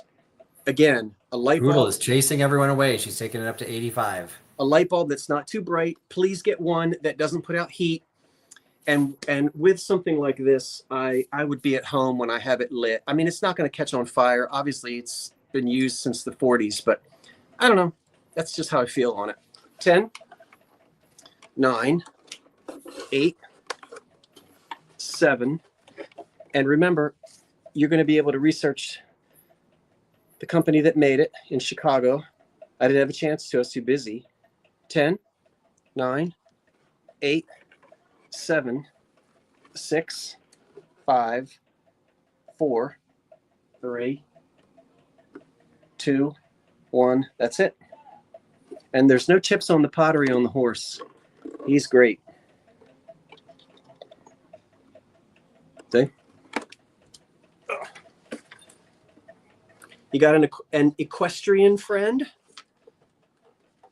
I have an equestrian friend. In fact, I visited him when I was in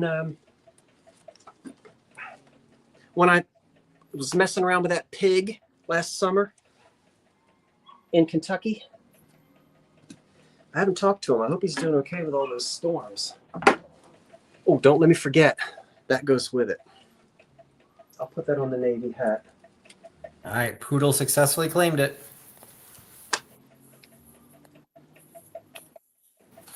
All right.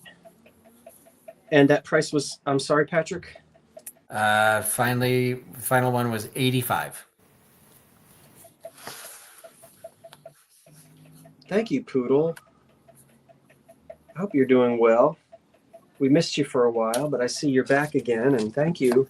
Glad you're here tonight. Glad everybody's here tonight. Patrick, it's your turn, and we'll keep it going.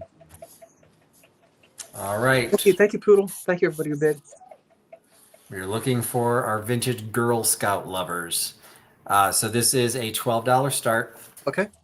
And to start things out, you get this cool little, probably contemporary tote bag. It's like, it's not vinyl, but it's kind of like a vinylized fabric. So it's would wipe off very, very easily. And in it, you get a also contemporary cookie tin Girl Scout, and then a ton of just stuff. So we've got the Girl Scout badge certificate from 1957, letting us know that Sharon satisfactorily completed the work for Campcraft? Cooncraft? I have no idea what that is. In April of 1957. We have a sash. Old brownies, or well, I guess if it's brown, I think it doesn't make it a sash from the Calumet Council 411. And they did pretty good before they gave up their sash. There's a couple pins on there. I don't know what all the different pins mean, but you can see all the badges. There's one about magnifying glass for insects. And I do have Flower Cottage, PA. I do have a stack of linens coming up. Diamond Troop, Yes I Can, cookies. So this is from 93. So they've got these from the 90s. We've got a set of scarf slides for the National Jamboree in 1964. So you can see they're all still sealed up from the National, even 53. So this was kind of like a anniversary edition of all the different National Jamborees. Little neckerchief, which has all kinds of pins in there.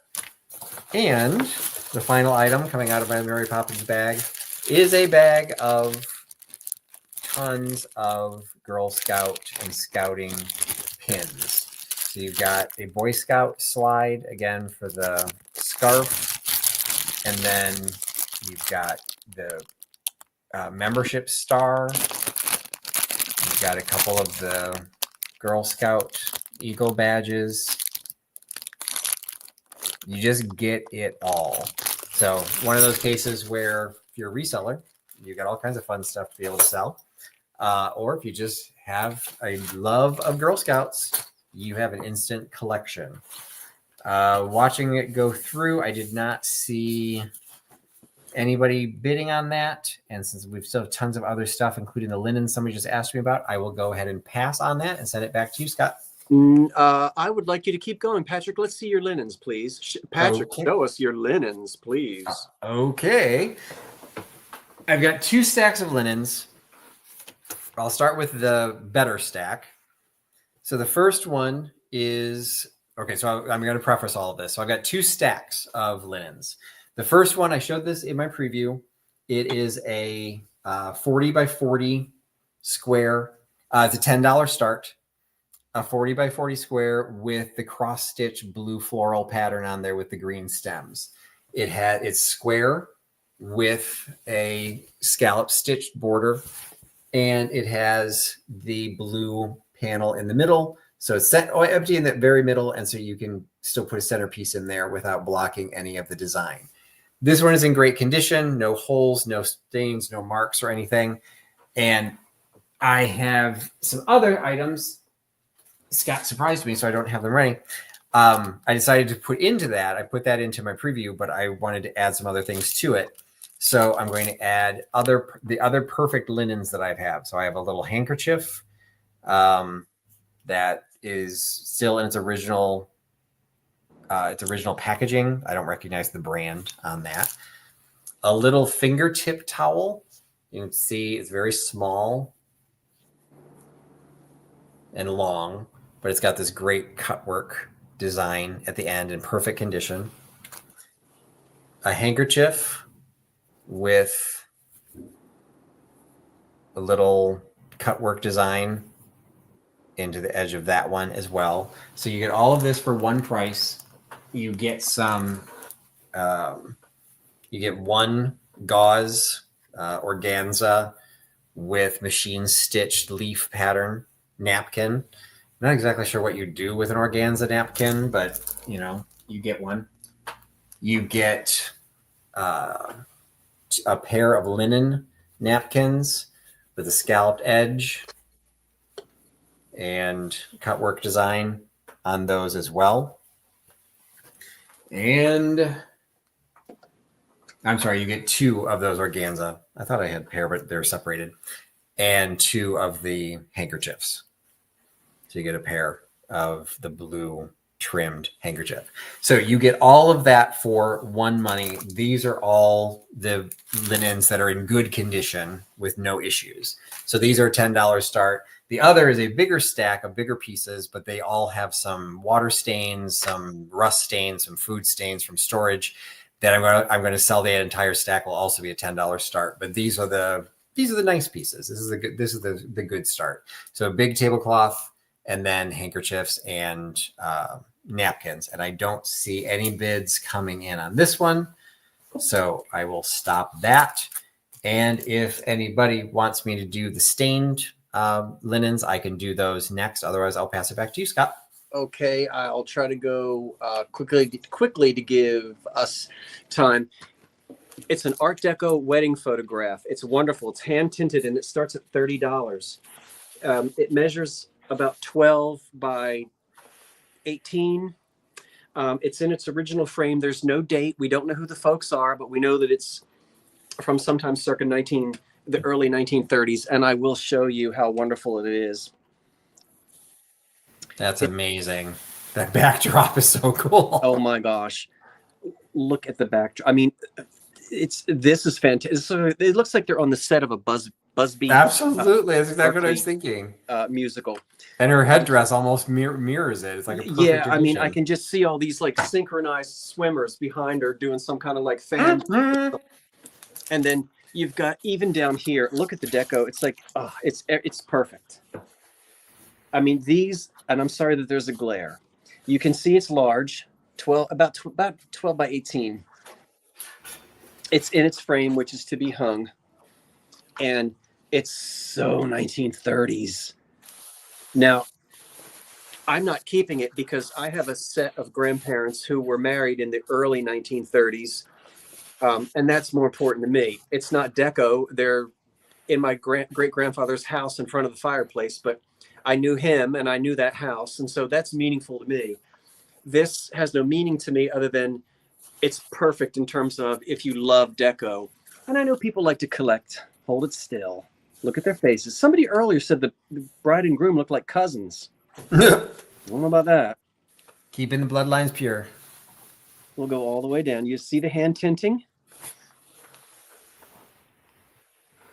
There's the old 30s frame. And the deco in the back. Oh my gosh. What can I say? This actually has, I don't see the start. The start wasn't put in. That's okay. No, it's there. Yes, it was. I apologize. It starts at 30 and I don't see anybody. We're really going to speed it up because we're getting down. I see Patsy. Oh, Patsy came in at 30. It's quarter of. And so, you know, we might go a few minutes past 10 o'clock. But, you know, we all have to get up tomorrow morning and go back to work. A lot of people think that I don't work. I do. That's another story. But yep, I set my alarm and I'm up and I'm working tomorrow just like you are. So we won't keep you past 10 o'clock, at least not that much. 10, 9, 8, 7, 6, 5, 4, 3, 2, 1. That's it. Scott, do you have an audience on your front step? I think all the critters went to bed. The squirrels and the blue jays have all gone to bed. All right, fingers went up and stop. Yep. So Patsy M gets that for 30. And Patsy M, I did see you came in for the linens right after I said stop. So I'm going to do all of the linens. I'm going to put the other linens in with the good linens. And we're just going to do the whole thing for $10 start because I just want to get rid of these linens. So if you want, the other deal was good for $10, well, now you're going to get the rest. So you're going to get, in addition to everything I just showed, I'm adding to it these that have some condition issues. Now, if you're tidy or good with a stain stick and some OxyClean, you can probably clean some of these up. This one just has a stitched piece on the end. Ooh, tattletale gray. Tattletale gray. I'm sorry? I was tattletale gray. That was a thing years ago. I've never heard. It meant that you weren't a good housekeeper because your laundry came out gray instead of white. So they would call it tattletale gray. I'm sorry. I'll be quiet. I'll be quiet. So this is a $10 start still if you want to just go ahead and put it in just for formality's sake. Yep, I will. But there's a very small, and this to give you an idea, I'm just very critical when I end up selling stuff. There's a very small stain Karen. Right there. Okay, thanks, Karen. A very small stain right there. So if you're really good about it, you can probably get rid of it. There's a table runner. Beautiful hem stitch, but it was folded and where the fold was oxidized. So there's a dark crease across it. If you want to put something over it, hide it, you do that. But for me, I'm not going to try and sell all these individually. This is one of the printed tablecloths. I haven't really carried many of these. I know, Scott, you've done really well with them, but this one had some pretty serious water stains. But that's all they are. They're water stains. I don't know if you can see them. Can I get them to show up? You can see the water stain along the edge. So you might be able to soak those out without ruining the print. This one is absolutely gorgeous. There's a dark spot right in the middle. But look at the stitch work on this one. These baskets in the corner are absolutely amazing. The scroll work. This is probably from the teens or the 20s. How beautiful. A really nice size. It's never been, this is a selvage edge. This has lost its hem. So this needs to be re-sewn together. So it was a little DIY, but this is just gorgeous. What's the size of that one? That is a very good question. I apologize. I didn't measure, but I've got a tape measure right here. So I'm going to do it really, really quick because it's a valid question because this is the biggest. It is square and it is roughly 50 by 50. So you've got that one. This one has some beautiful stitching, but the stitches have started to fall out. So depending on which corner you look at, it looks kind of like a Picasso. So, you know, if you want, you can pick them all out and just have a beautiful linen square. This is probably about 30 by 30. You got a great applique, which side's front? Yeah, so you got a great pink applique floral. Same thing. It was stored. Store your linens well, people, because if you don't, you get these creases in them and you've got to try and figure out how to get rid of them.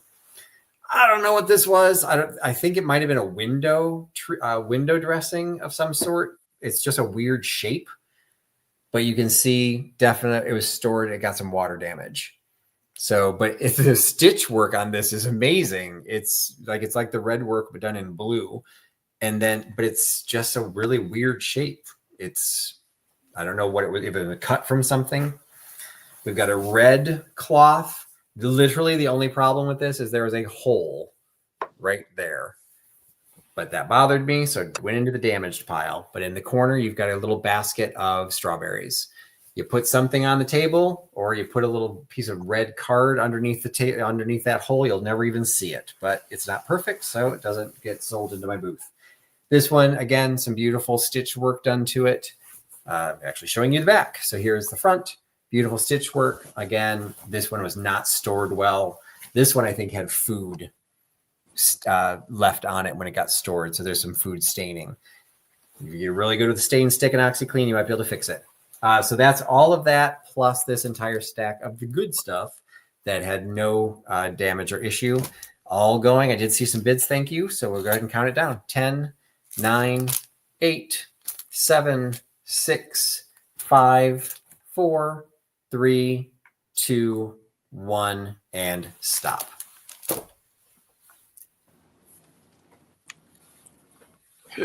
Mm-hmm. And that'll be several pounds of linen sent your way. And here we go. Loop-de-loo. There we have it. Let's refresh because we had bids at the end. And it appears to be Flower Cottage, PA at 30. Fantastic. Thank you, Flower Cottage PA. I think you said you just subscribed to me, so thank you. So if you just send me an email, I'll have all of your shipping information, and I will get invoices out. Again, I do have the sale coming out on Thursday, so if anyone planning to purchase at the glass sale, let us know. I can hold invoices until then, but if you have no interest in the glass that I'll be selling, I can get everything packed up and invoiced out before that. Which reminds me, don't forget to come see us. Thursday night at 8 o'clock, we're going to sell glass. Patrick and I will be back Thursday night at 8 o'clock for a glass sale. And now I've got a mahogany. I've got a mahogany table lamp. You don't get the shade. It's too small. I know it doesn't fit. It's just there for the excitement of it. That is mahogany. And it starts at $24. It's 12 inches tall. Now, it's not mahogany stained wood. It's mahogany wood. I'm sorry, what was the start, Scott? It starts at $24. Thank you. With no shade. The cord is good. It was rewired at some point. So it doesn't have a cloth cord, but it's got one of those vinyl cords from the whenever. You've got a nice old socket on it, which may have been replaced at some point.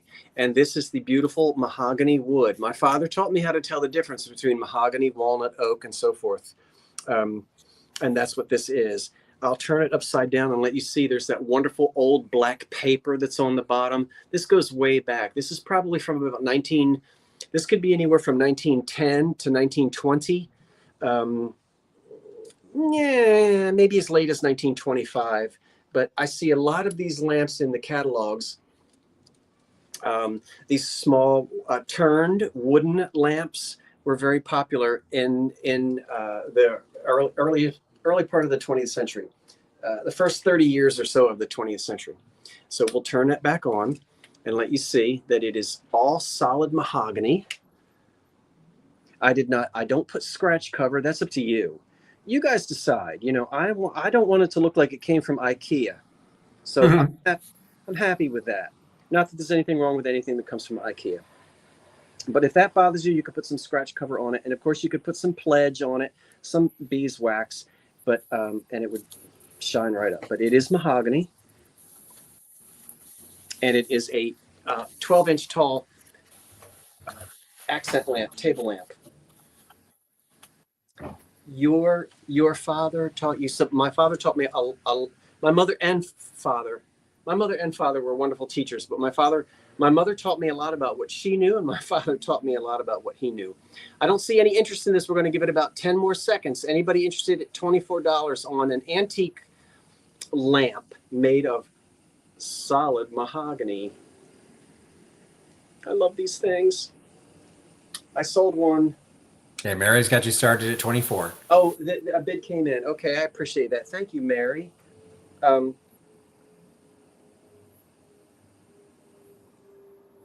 Get yourself a bigger shade, obviously.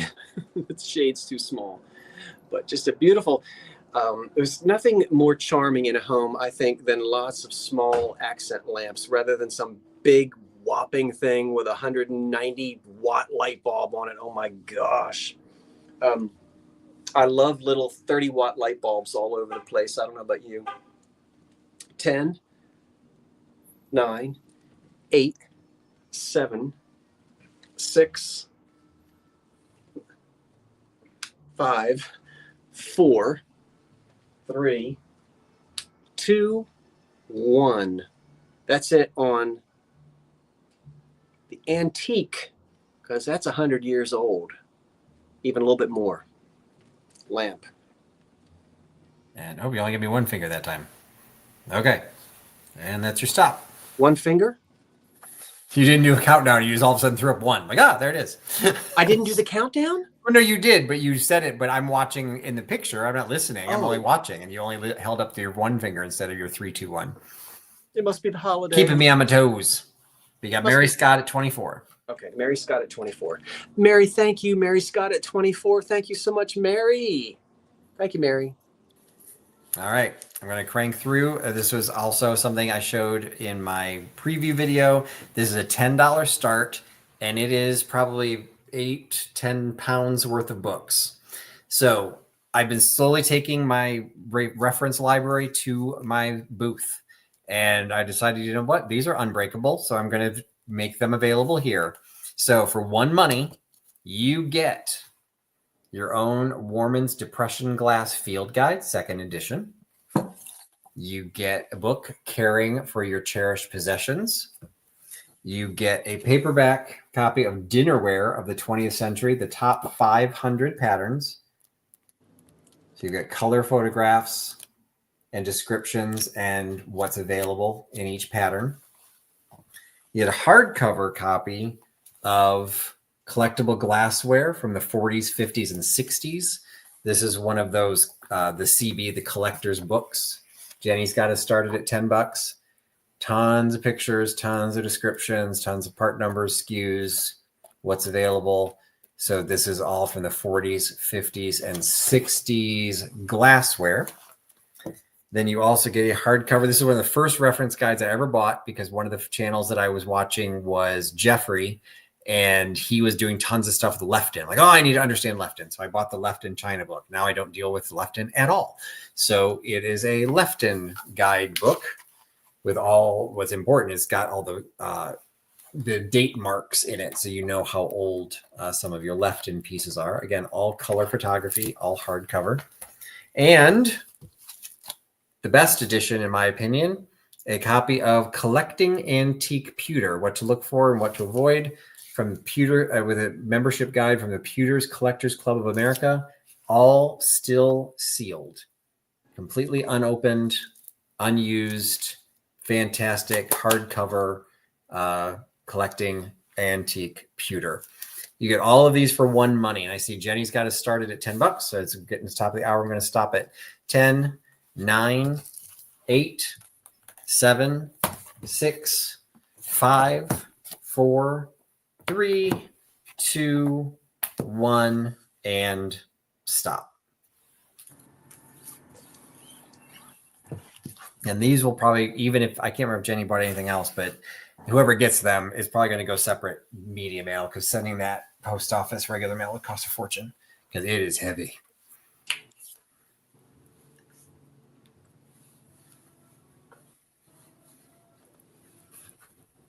Okay. All And right. thank you, Karen, for recognizing that. You're right. You can't get one for $10. Good grief, Patrick. That pewter book is a $45 book. Absolutely. I'm Oh my word. well aware. That's a $45 book right there.